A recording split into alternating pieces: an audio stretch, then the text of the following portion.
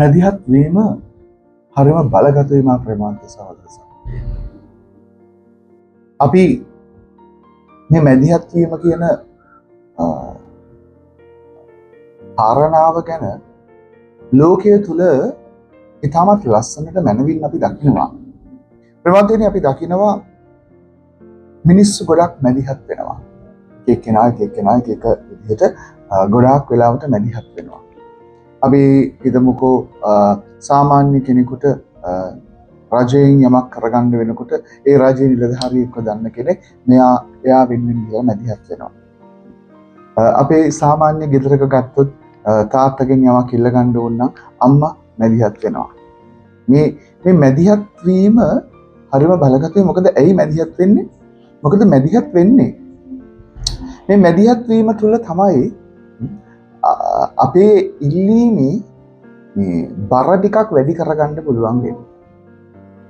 මැදිහත් කාරකමක් නැතුව අපිට දේවල් කරගන්න පුළුවන්. අපි කියන්නේ ඉංග්‍රීසියෙන් රෙකමෙන්ඩේෂන් එකක් අවශ්‍යයි කියලා. අපි කෙනෙක්ට රෙකමෙන්ඩ් කරන්න ඕන. එහෙම අර ඒ රෙකමෙන්ඩේෂන් එකක් තියෙනකොට වැඩි ටිකක් ඉක්මනට වෙනවා. ළමෙක් ඉස්කෝලේට දාන්න ගියාම මේ පීතුමි ගිලියුමක් එක්ක දාපුවම එන්නේ එහෙම එකක් තියෙන්නේ. එතකොට මේ හැමතිස්සෙම අපි දන්නවා අර මැදිහත් වීම හරි බලගතයි. මේක මේ අපිට මේ ලෞකික ජීවිතය තුළ විතරක් නෙමෙයි ප්‍රේමත්. ලෝකෝත්තර ජීවිතයේත් එහෙමයි. When it comes to heavenly matters, ඒ කියන්නේ ස්වර්ගීය දේවල් කරගන්නත් එහෙමයි. මේ මැදහත්කාරකම හරියම ලස්සනට අද ජේසුස් වහන්සේ සපුරනවා.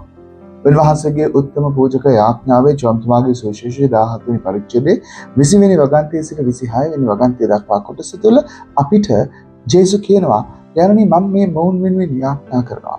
අද උන්වහන්සේ යාඥා කරන්නේ කා වෙනුවෙන්ද? අද උන්වහන්සේ යාඥා කරන්නේ උන්වහන්සේගේ ශ්‍රාවකයන්ගේ වචන අහලා ඒ වචන කරන කොටගෙන ඒ වචන අදහ ගන්න අය වෙනුවෙන් යාඥා කරනවා. හරි ලස්සනයි. ජේසුස් වහන්සේගේ ශ්‍රාවකයන්ගේ වචන අහලා ඒ වචන අදහ ගන්න අය වෙනුවෙන් තමයි ජේසුස් වහන්සේ යාඥා කරන්නේ. කවුරු වෙනුවෙන්ද? මම වෙනුවෙන් සහ ඔබ වෙනුවෙන්. අද උන්වහන්සේගේ වචනය මට දෙනකොට මම ඒ වචන උන්වහන්සේගේ නාමයෙන් මම ඔබට දෙනකොට ජේසුස් වහන්සේ ජේසුස් පියාණන් ඉදිරියේ ඔබ වෙනුවෙන් මම වෙනුවෙන් යාඥා කරනවා මට ඒ වචනය හරියට ප්‍රකාශ කරන්න පුළුවන් වෙන්න. ඒ වගේම වචනය අසන ඔබට ඒ අදහගෙන විශ්වාස කරගෙන ජේසුව ගැලවුම් කරුවාණන් හැටියට අයිති කරගෙන ඒ ගැලවීම අයිති කරගන්න පිණිසත්. ජේසුස් හරීම එනිසා ජේසුස් හරීම අපේ ජීවිතවලට සංවේදී. ජේසුස් වහන්සේ අද ඔබට මට ඒ නිසා ඔබ වෙනුවෙන් මං වෙනුවෙන් යාඥා කරනවා. ඔබගේ මගේ ජීවිත ප්‍රශ්න වෙනුවෙන් ගැටලු වෙනුවෙන් අපි ඒකත්වයක් වෙන්නට ඕන.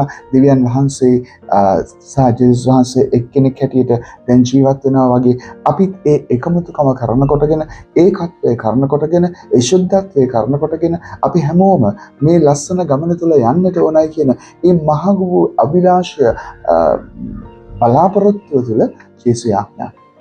ජේසුස් ප්‍රේමවන්තයනි, ඒ නිසා මේ ලෝකයේ තුල විතරක් නෙමෙයි ජේසුස් හැමදාමත් දේවතාත්ත අභියස බලගතු ලෙස ඔබ වෙනුවෙන් මන් වෙනුවෙන් මැදහත් වෙනවා. ඒ මැදහත්කාරත්වය ජේසුස් සපුරා ඉෂ්ට කරනවා. ඒ නිසා දේවතාත්තගෙන් යමක් ඉල්ල ගන්නවා නම් අපිට ජේසුස්ගේ නාමයෙන් තමයි ඉල්ලන්න ඕන.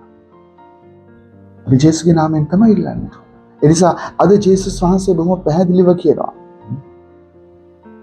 මාව ඔබ වහන්සේවා වදාළයි කියලා දැනගන්න පිණිස ඔබ වහන්සේ මංගාවට.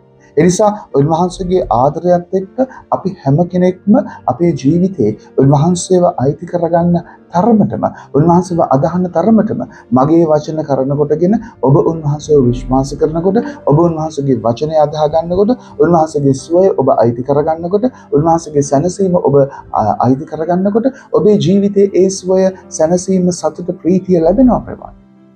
ඒ නිසා අපි මේ වෙනුවෙන් යාඥා කරනවා. ආදර දේවතාත්තේ වහන්සේගේ පුතණුවන් වන ජේසුස් ක්‍රිස්තුස් වහන්සේ බලගත් ලෙස අපි වෙනුවෙන් මැදහත් වන විට ඒ මැදහත් කාරකම අයිති කරගෙන ඔබ වහන්සේ තුළ සදා ආනන්දය ඇති කර ගන්නට අප හැම කෙනෙක්ම මෙහෙයුම මැනවයි. ජේසුස්ගේ නාමයෙන් ආමෙන්. සුබ දවසක්. ජේසුස් පිහිටයි.